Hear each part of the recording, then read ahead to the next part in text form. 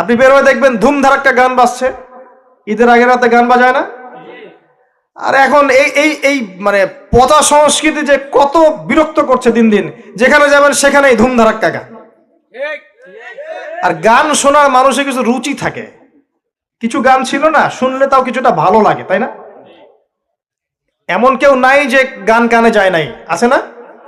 এমন কোনো মানুষ নাই যে গান আসলে কখনো কানে যায় নাই, কানে যাবেই সবারই, কারণ সবাই তো ওপেনলি শোনে।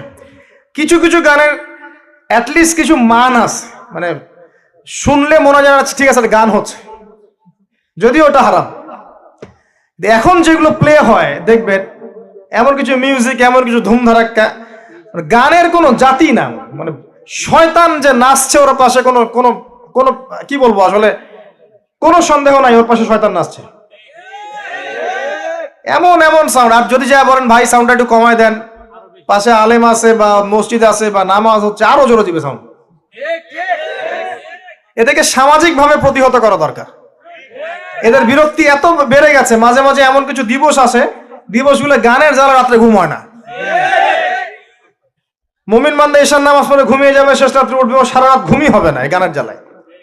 বিয়ে হবে দেখবেন ধুম ধারাক্কা গান লাগিয়ে দিয়েছে। একদম একটা ফ্ল্যাটের মধ্যে 10টা পরিবার আছে, ওর কোনো খেয়ালই নাই, ও একাই পরিবার, ছাদের উপর যাবে ধুম ধারাক্কা গান বাজাবে, মাশাআল্লাহ এই বরকত নিয়ে জীবন শুরু করছে। এই অভিশাপ নিয়ে জীবন শুরু করলে বৈবাহিক জীবন সুখী হবে? তো শয়তানের আনুগত্য দিয়ে জীবন শুরু করেছে দেখবেন। আবার দিয়ে এমন সময় অনেক কিছু কনসার্ট হয় দেখবেন, স্টেজে এমন ভাবে নাচানাচি করে মনে শুয়োর আর বানর নাচছে। হ্যাঁ, হাদিসে এই শব্দ এসেছে, আমার উপর রাগ করবেন না। নবী সাল্লাল্লাহু আলাইহি ওয়াসাল্লাম বলেছেন, যারা এই উম্মতের মধ্যে মাদককে হালাল করে নিবে, বাদ্যযন্ত্রকে হালাল করে নিবে, এবং যারা নর্তকী নাচাবে এবং মিউজিক্যাল ইনস্ট্রুমেন্টের সাথে এদের গভীর সম্পর্ক থাকবে, একদিন সকালে আল্লাহ পাক এদেরকে বানর আর শুয়োর বানিয়ে দিবেন। একদম টাটকা হাদিস, আখিরুজ্জামানের হাদিস। পড়ে দেখেন, আলেম ওলামাকে জিজ্ঞাসা করেন, হাদিসটা না থাকলে আমার নাম বদলাই ফেলাবো। এই হাদিসও আছে। এটা কি ফিজিক্যালি হবে? আমার কাছে মনে হয় না ফিজিক্যালি হবে, আল্লাহু আ'লাম, আল্লাহ ভালো জানেন। আমার কাছে মনে হয় না যে ফিজিক্যালি হয়তো বা হবে না, ইন্টারনালি তারা বানর আর শুয়োরের মতো হয়ে গেছে, আমার কাছে তাই মনে হয়। ভিতর থেকে স্বভাবগতভাবে দেখবেন বানর আর শুয়োরের মতো করছে। তো কি করবেন? এখানে ঈমান নিয়ে আপনি চলবেন কি? নূর কি জিনিস বোঝাতে গিয়ে আপনাকে এই কথাগুলো বললাম। আপনি 10টা দিন ইতিকাফ করে তারপরে এই পরিবেশে যান, আপনি আল্লাহর নূর নিজেই বুঝতে পারবেন, আল্লাহর নূর কি জিনিস, আধ্যাত্মিকত্ব কি জিনিস। আপনার কাছে এগুলো ভালো লাগবে না, আপনার মন, আপনার কান শুনতে চাইবে না, আপনার চোখ দেখতে চাইবে না। আর এগুলোতে থাকতে থাকতে থাকতে থাকতে যদি এগুলোকে স্বাভাবিক মনে হয়, তাহলে বুঝবেন আপনার কলবে নূরের ছিটা ফোটাও নাই, কলব আগেই মরে শেষ হয়ে গেছে। এখন আমাদের কলব এই অবস্থায় আছে, আমাদের চারপাশে এগুলো দেখছি না, গান বাজনা, বাদ্যযন্ত্র, মাদক, বেহায়াপনা, অশ্লীলতা, বেপরদামি, পর্নোগ্রাফি, ব্লু ফিল্ম, সব তো দেখছি নিত্যদিন, প্রতিদিন দেখছি। এগুলো দেখে যেহেতু আমাদের মনের মধ্যে কোনো রিয়াকশন আসে না, বুঝতে হবে মন কিন্তু নাই, dead. We are living with a dead heart. আমরা একটা মৃত হৃদয় নিয়ে ঘুরছি আর কি, আর কিছু না। এখন এই হৃদয়ে ঝাঁকি দিবে কিভাবে? এই অবস্থায় মৌত আসলে কি হবে? মৌতের কষ্ট খুব বেশি হবে। মৃত কলব অবস্থায় যদি মৌত চলে আসে, তাহলে মৃত্যুর যন্ত্রণাটা খুবই কঠিন হবে। কত কঠিন হবে আমি একটা হাদিস দিয়ে বোঝাচ্ছি। আমি এই হাদিসের নাম্বার এখন বলতে পারছি না, কারণ আমি অনেকদিন আগে হাদিসটা পড়েছি, বাট আমি হাদিসটা পড়েছি। এবং যদি কেউ দলিল চান আমি আপনাকে প্রাইভেটলি দিতে পারবো ইনশাআল্লাহ।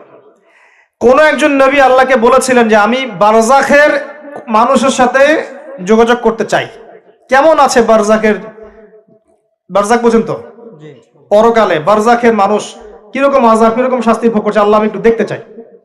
একজন ব্যক্তি, মেবি উনি মুসা আলাইহিস সালামের যুগের বা ঈসা আলাইহিস সালামের যুগের, আমার ঠিক মনে পড়ছে না, এ দুজনে একজন হতে পারেন। আল্লাহ পাক দেখালেন একজনকে যে এই ব্যক্তি খুবই রুগ্ন, ক্লান্ত, মানে দেখে মনে হচ্ছে তিনি খুবই পেরেশানির মধ্যে আছে। তাকে নবী জিজ্ঞাসা করছেন, একজন নবী জিজ্ঞাসা করছেন, তুমি কি অবস্থায় আছো, কেমন আছো?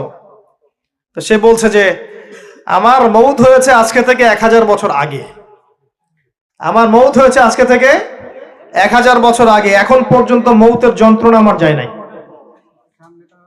আমার কথা কি বুঝতে পারলেন ভাই? যার কলব যত মৃত, রূহ কবজ করার সময় তত শাস্তি হবে, তত বেশি কষ্ট হবে। যার কলব যত পবিত্র, রূহটা অত সুন্দর করে আস্তে করে বের হয়ে চলে আসবে ইনশাআল্লাহ। যেমন কলসি থেকে পানি ঢাললে যেমন হয়, এভাবে রুহটা বের হয়ে চলে আসবে। কলব পরিষ্কার না থাকলে এটা হবে না। মারেফতি কথা নয় কিন্তু বিষয়টা। এই যে আমরা অনেকে আবার এগুলোকে বানিয়ে দিয়েছি পীর মুর্দি, তাই না? এবং নেগলেক্ট করি যেগুলো পীর মুর্দি বয়ান করবেন না, এসব পীর মুর্দি বলে বিষয়টা না। বিষয়টা হচ্ছে আত্মশুদ্ধি। আর একজন পীর যদি একজন মানুষকে আত্মশুদ্ধির পথে নিয়ে যেতে পারেন, বিষয়টা কখনো খারাপ করে দেখার কিছু নাই। একজন মানুষ যদি আরেকজন মানুষকে আত্মশুদ্ধির পথে নিয়ে যেতে পারেন, এটাকে খারাপ করে দেখার কিছু নাই। হ্যাঁ, এগুলোর নামে আমরা অনেক কিছু তৈরি করেছি যেগুলোর হয়তো অস্তিত্ব নাই। এটার নামে আমরা অনেক কিছু তৈরি করেছি, নিজেরা বানিয়ে নিয়েছি। এগুলো হয়তো আপনি বলতে পারেন যে হ্যাঁ, এগুলো সুন্নাহসম্মত হচ্ছে না ইত্যাদি, কিন্তু আত্মশুদ্ধির এই প্রক্রিয়াটাকে আপনি ডিসকারেজ করতে পারেন না। আর আত্মশুদ্ধি আল্লাহওয়ালা মানুষের কাছে না আসলে হবে না।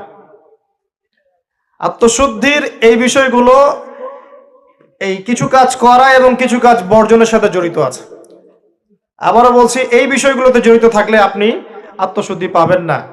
যেমন মাদক, পর্নোগ্রাফি, হারাম মেয়ের সাথে জেনার সম্পর্ক, হারাম বান্ধবী, হারাম অ্যাফেয়ার্স, সুদের সাথে সম্পৃক্ত থাকলে, মনে রিয়া থাকলে, অহংকার থাকলে, গীবত তহমত করলে, এই ধরনের কাজ, বেপরদামি বেহায়াপনার মতো থাকলে, মিউজিকের সাথে থাকলে, জুয়ার সাথে থাকলে, বা এই দুনিয়ার জীবনটাকে খেলতামাশার মতো গ্রহণ করেছেন, আল্লাহর হুকুম আহকামে পরোয়া করছেন না,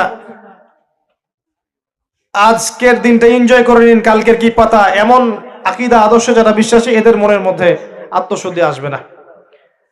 আল্লাহ পাক আমাদের সবার কলবগুলোকে পরিষ্কার করুন, পরিপূর্ণরূপে আত্মশুদ্ধি অর্জন করার তৌফিক দান করুন, এবং যে কাজগুলো করলে আল্লাহ পাক আমাদের কলবে আল্লাহ নূর দান করবেন, সেগুলো বেশি বেশি করার তৌফিক আল্লাহ পাক দান করুন, আমিন।